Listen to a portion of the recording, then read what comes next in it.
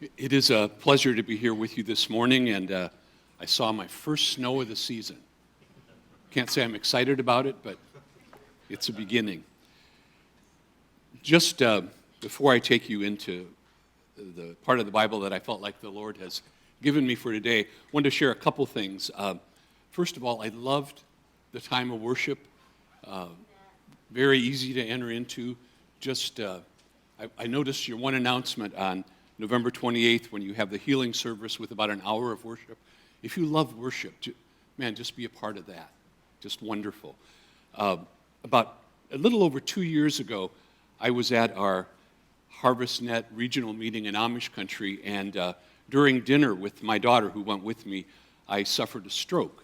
And it ended up my face falling into my food, which is really an unhappy experience, especially when you have a goatee. But the result was I ended up in the hospital for about a week. Brad followed me to the hospital in Millersburg, stayed there until I was transferred to Akron for about a week. So that was a real blessing to me.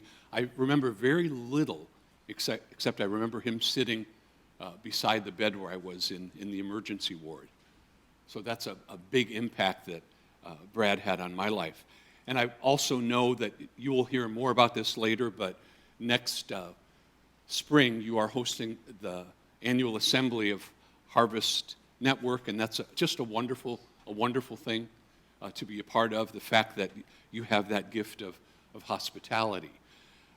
Just before I start the word, we're going to end up in 2 Chronicles. If you want to turn to that, it'll be a little bit, but some people like to get there early. Brief testimony. I didn't come to know the Lord until I was 31 serving at our second church. And if you're one of those people who is on a spiritual journey, you haven't come to know for sure who Jesus is yet. I had already been a pastor for 5 years before I knew that you could invite Jesus into your heart. So my prayer, if that's you today, that you're still looking, I pray that you take one step closer.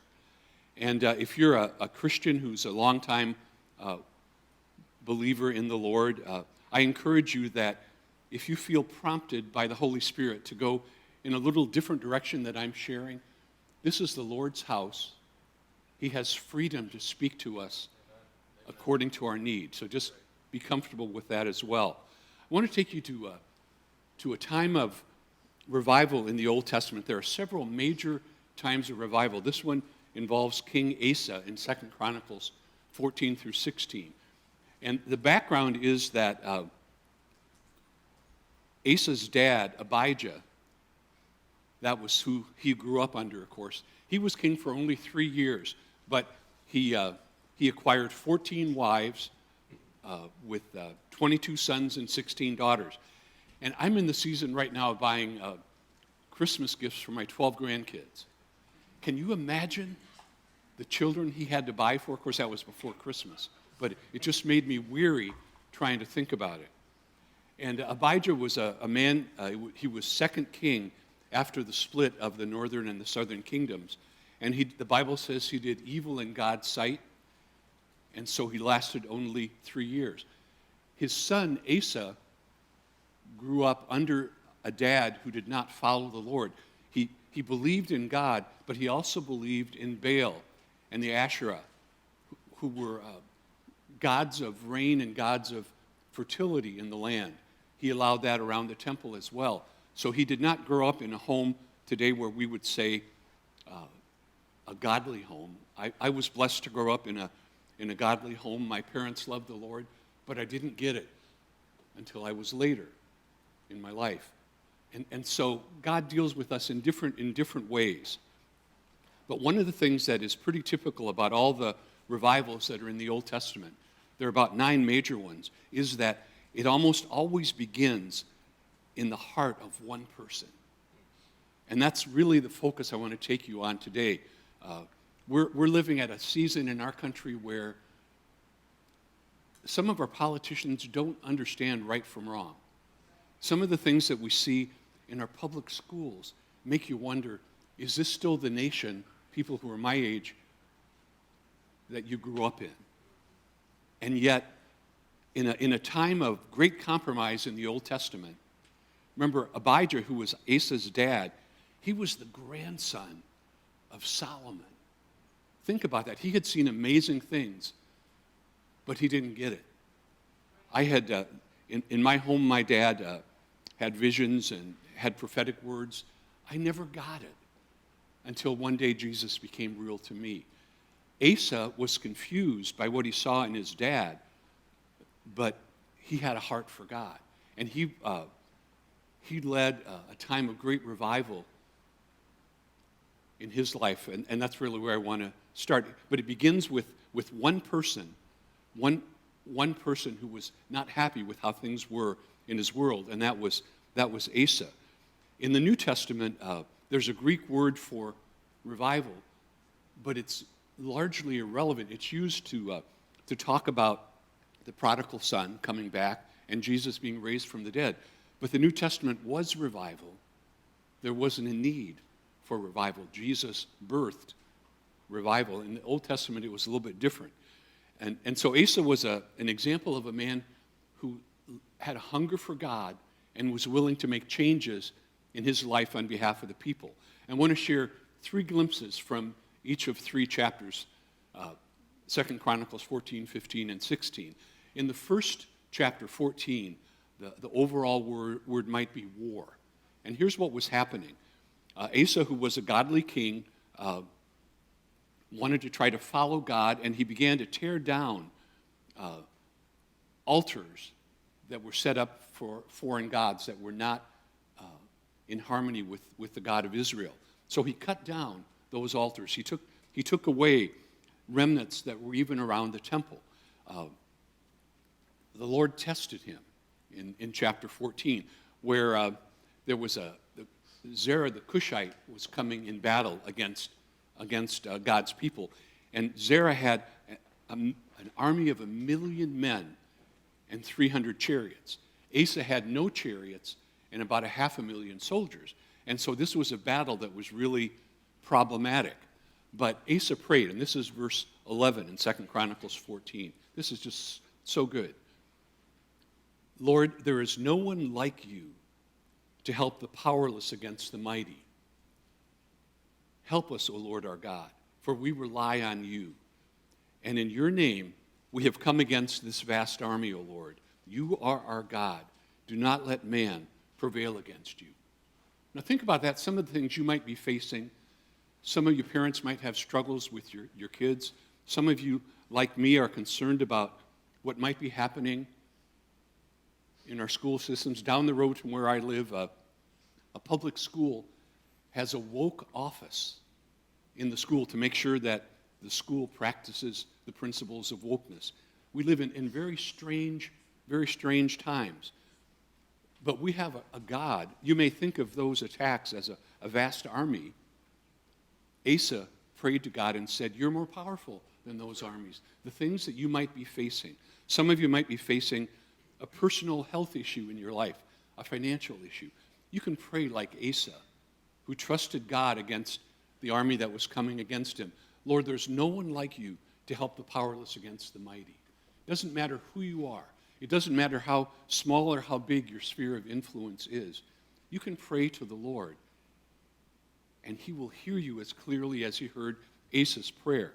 And so the Lord fought against that army and defeated Zerah's 1 million-man army completely. They were crushed and killed.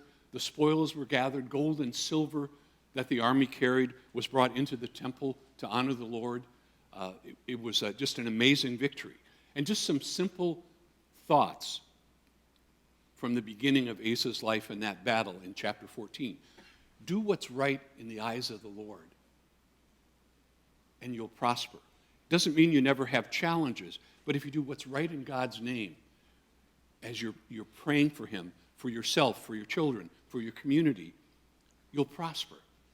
Secondly, obedience, your faithful obedience to God, which means that as you get ready to file your taxes in a little while, you're going to be honest with your taxes because that pleases God.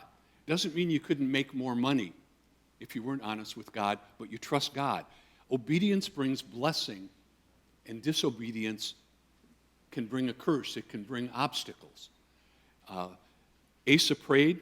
You and I can have an impact in our lives. I want to share a couple of examples of that. You and I are leaders. We may not be the king of a country, but we can have an impact on the lives of the people around us. When we first came to faith, our family, it was at our third church, rather, on Long Island. And so we decided to begin to pray for members in our family, uncles and aunts and cousins, who weren't walking with Jesus. And we took one at a time and every day prayed for them until they came to know the Lord. And our kids, we had 3 kids, and they said, Dad, how will God hear us? They're back in Ohio and we live on Long Island. The first one we prayed for, my cousin, came to know the Lord 2 months before she died.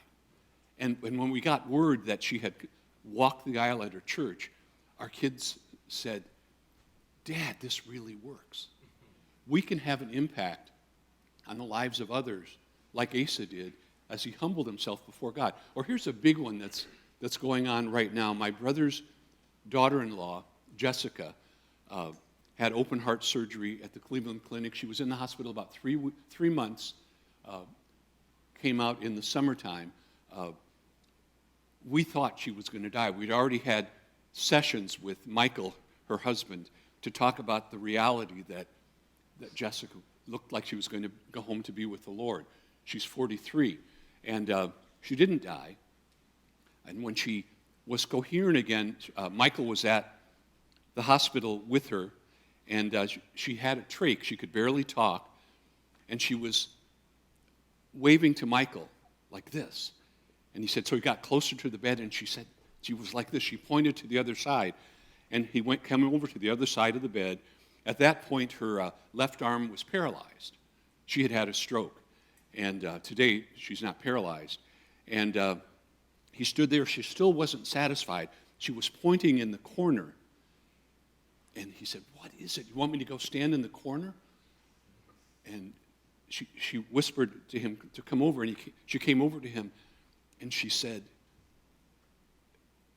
big angel, big angel. And he didn't understand what that meant, but she began to write, and she said, all during the time of her recovery, there had been this angel in the ER or in the ICU with her. And here's the point of that. We understand that God answers prayer. We understand that the Lord dispatches angels. Sometimes we're not aware of the impact that our prayer can have on the lives of those around us. My brother and I, we lived together, and we prayed for her every day at supper. Michael and his girls, they have 3 girls, prayed every day for Mommy. We had no idea how much God heard the prayer. And then when Jessica came home, had the trach closed, she talked about the fact, oh yeah, what were you guys so worried about? Sometimes I believe we underestimate the power of the Lord in our lives, in the lives of those who love him, like Asa, and who want to see change happen in their lives. And so think about the prayer that Pastor Brad offered up earlier about those with COVID. What do you fear? Do you fear a tiny little microbe that can easily penetrate the mask that you sometimes wear? Do you fear mandates, yes or no? Doesn't matter. Our God is so much bigger than any fear that we could possibly have. Now, I am much older than 99% of the people in the room. Here's how I look at it in a pragmatic way. The very worst that could happen to me is that I would die and go to heaven. I can deal with that. Short of that, I can believe that God can provide for us, guiding us through storms, no matter what kind of storms they are. And it's people like Asa. You might be an Asa in disguise who is not satisfied with the spiritual state in your family, in your community, in your country. Someone who made a big impact on Oberlin was Charles Finney many, many years ago in the 1800s, during a time of great revival. And he said in his book, Revivals of Religion, he said, if you are not satisfied with the state of religion in your church and in your life, you're a candidate for revival. I'm a candidate. I want to see God revolutionize our country and bring us back to the Christian foundations upon which we were established. What if a few people like us actually believed that God is big enough to combat wokeness and many other principles that are ungodly and bring us to a place where the Bible is again the cornerstone? I'm a student of revival, and I've read many books on past moves of God. Prior to the Revolutionary War, prior to the Civil War, there were Christian leaders who said, our country has gone so far to the dark side, it's hopeless. Have you felt like that, some of you, about what you see in our world today? Yes. In the past, God moved in the 1700s. He moved in the 1800s in similar circumstances. Could he do it again? Could we be on the cusp of another move of God? And that as groups of Christians like this at Good Shepherd gather together, could we see God transform our country into a country again that honors the Lord Jesus Christ? And I say, yes, he really could, and I want to be a part of that. God was pleased with Asa's reliance on him, and he passed the first test. And the Lord sent a prophet to Asa. Now I'm back in the Old Testament, and encouraged him with what had happened as he returned from the battle. This is verse 2. Azariah, who was a prophet, went out to meet Asa and said to him, listen to me, Asa, and all Judea and Benjamin. The Lord is with you. Listen to this, when you are with him. If you seek him, he'll be found by you. Now think about that. Think about what Jesus said. Knock and it'll be open. Ask and it'll be given. Everyone who asks receives if you come from a heart of faith. If you're believing God for good, for your family, for your children, for your health, you will receive God's response. It won't always be what you expect, but God is a God. I have 12 grandchildren. I love my grandchildren, but I know that our Heavenly Father loves them so much more than ever I could. 2 of them were baptized within the last month, which is an edifying thing for me. If you are praying for family members and you're not seeing anything, my mom used to, my brother and I went to the same college, used to send us cookies wrapped in wax paper in Maxwell House coffee tins. But what she wrapped them in addition to the wax paper, she tore out pages of Billy Graham's Decision magazine, just thinking that both of her boys might one day read one of those pages. This boy did, and it was a part of me coming to faith. That's why I especially love chocolate chip cookies. But everyone who asks receives. Then this was the last part of what Azariah said in his encouragement to Asa. This is verse 7. As for you, be strong and do not give up, for your work will be rewarded. Be strong and do not give up, for your work will be rewarded. What is the thing that you are working on? What is the number one thing that you need God to move in? Don't give up. You may not see evidence, but don't give up, because your work will be rewarded as you go forward in faith. Then what happens? So revival begins to hit Jerusalem and the 2 southern tribes. And in chapter 15, verses 12 to 15, think about this as a high school football game, perhaps. They took an oath, that is, the people who'd gathered together, they took an oath to the Lord with loud acclamation, with shouting, with trumpets, with horns. All Judea rejoiced about the oath because they had sworn it wholeheartedly. They sought God eagerly, and he was found by them. So the Lord gave them rest on every side. God blessed Asa with peace for 20 years because he trusted God. As a matter of fact, one of the things to me that I find amazing, you wonder, what effect does my faithfulness have? Asa's son, Jehoshaphat, was king after him, and the revival continued in his life. He saw great victories. So you never know how much what you are doing can move forward into the next generation. Then the third chapter, which is chapter 16, about 5 years before Asa's death, God brought about another test of faith, another enemy. But by this time, Asa was believing that he was a man of strength, and he understood the gold and silver he had, the army that he had, and he didn't consult God. He consulted a neighbor and went into battle with that neighbor. And so another prophet, this time Hanani, came to him and says in chapter 16, verse 8, "Yet because you relied on the Lord in the past, he delivered them into your hand." Now he's not relying on the Lord. So things have changed dramatically. And then here's a verse that is familiar, but it was actually judgment on the king. "For the eyes of the Lord move to and fro throughout the earth, that he may strongly support those whose heart is completely his. You have acted foolishly in this. Indeed, from now on you will surely have wars."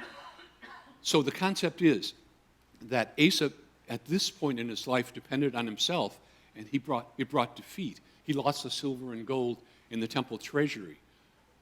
But the move of God continued that which Asa had started. But here's the thing to me, this verse is so important to me because it speaks to us when we walk in faith.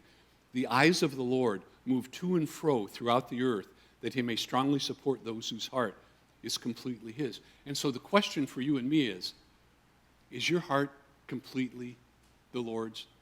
On the inside, do you completely trust God to have dealt with your past as he provides for you today, and that he will deal with your future? If you are, understand that God's eyes are upon you, and he will bring forth that in your life, which is really good for you. Whether that is praying for an immediate crisis in your family, like we were praying for Jessica. Who knew that God was working way beyond our understanding?